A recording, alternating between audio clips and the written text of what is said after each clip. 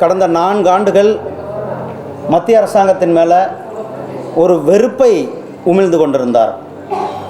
இந்த 4 வருஷம் இணைந்து செயல்பட்டிருந்தால் தமிழகத்தினுடைய வளர்ச்சி இன்னும் மேலே போயிருந்திருக்கும், தமிழகத்தினுடைய முன்னேற்றம் இன்னும் மேலே போயிருக்கும்.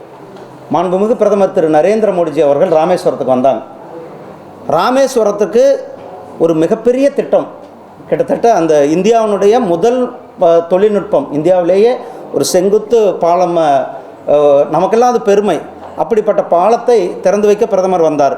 ஆனால் இவருக்கு கட்சி தான் முக்கியம்னு ஊட்டிக்கு போயிட்டார். அதுவும் ஊட்டியில் போய் கட்சி நிர்வாகிகளை பார்க்குறது, அல்லது ஊட்டியில், ஏன்னா நானும் ஊட்டி நீலகிரி தொகுதி சார்ந்தோம், அங்கே ஊட்டியில் போய் அவர் ஊட்டியில் ஜாலியாக சுற்றிட்டு இருந்தார். ஆனால் டெவலப்மெண்ட், வளர்ச்சி, இந்த நாட்டினுடைய தமிழ்நாட்டினுடைய வளர்ச்சி மேலே அவருக்கு அக்கறையின்மை இருந்தது. திடீர்னு இப்போ தேர்தல் வர்றதுனால தேர்தலுக்காக நிதி ஆயோக், இதுக்கு முன்னாடி நிதி ஆயோக் கூட்டத்தை புறக்கணிச்சிருக்கிறார்.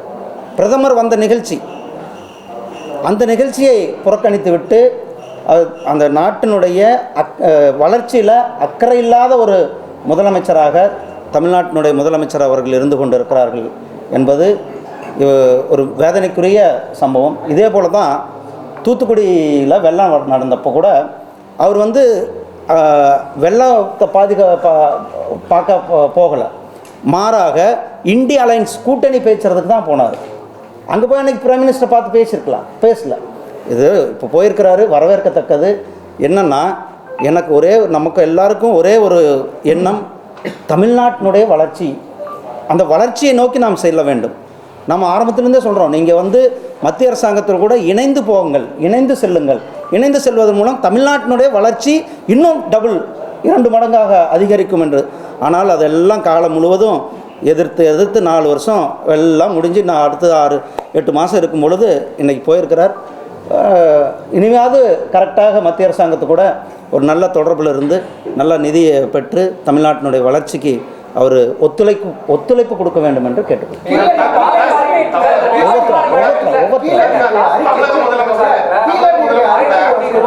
மத்திய அரசு திரும்ப அனுப்பி விட்டுருக்காங்க அப்படின்னு சொல்லியிருக்காங்க. ஏன்னா இங்கேருந்து கொடுக்கக்கூடிய ஒரு தகவலை, கீழடி முக்கியமான ஒரு தகவலை திரும்ப அனுப்பப்பட்டிருக்கு அப்படின்னு சொல்கிறாங்க. ஏன்னா தகவல் அனுப்பியிருந்தாங்கன்னா அதில் ஏதாவது கோரிக்கை கேட்டிருப்பாங்க, அல்லது ஏதாவது விளக்கம் கேட்டிருப்பாங்க. அது விளக்கத்தை கொடுக்கும்பொழுது அவங்க ஏற்றுக்கொள்ள போகிறாங்க.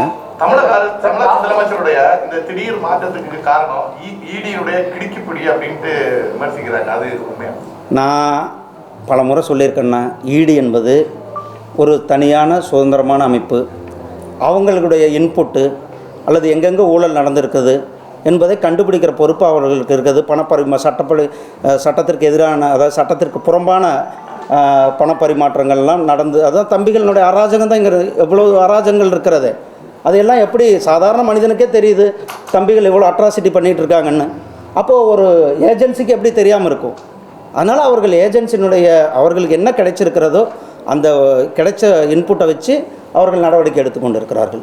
முதலமைச்சர் வெள்ளக்கொடியும் இல்லை, எடப்பாடி பழனிசாமியிடம் இருக்க காவி கொடியும் இல்லை அப்படின்னு விமர்சனம். தமிழ்நாட்டில் கூடி சீக்கிரம் இன்னொரு 8 மாதத்துக்குள்ள 10 மாதத்துக்குள்ள காவிக்கொடி, தேசிய ஜனநாயக கூட்டணியினுடைய, எங்களுடைய தேசிய ஜனநாயக கூட்டணியினுடைய ஒரு அங்கம் எங்களுடைய காவி, அது சென்னை செயின்ட் ஜார்ஜ் கோட்டையில் பறக்கும். மாநில சுயாட்சிக்கு எதிராக அமலாக்கத்துறை செயல்படுவது உச்சநீதிமன்றம் சொல்லியிருக்கு. நீங்கள் அது சுயாட்சி அமைப்புன்னு சொல்கிறோம். சுயாட்சி அமைப்பு தானேப்பா இது. இங்கே பாருப்பா,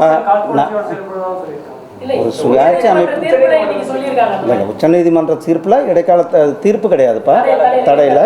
அதுக்கு நம்ம ஈடி துறை சார்ந்தவங்க சரியான விளக்கத்தை கொடுத்து அவங்க கேஸை டிபெண்ட் பண்ணுவாங்க.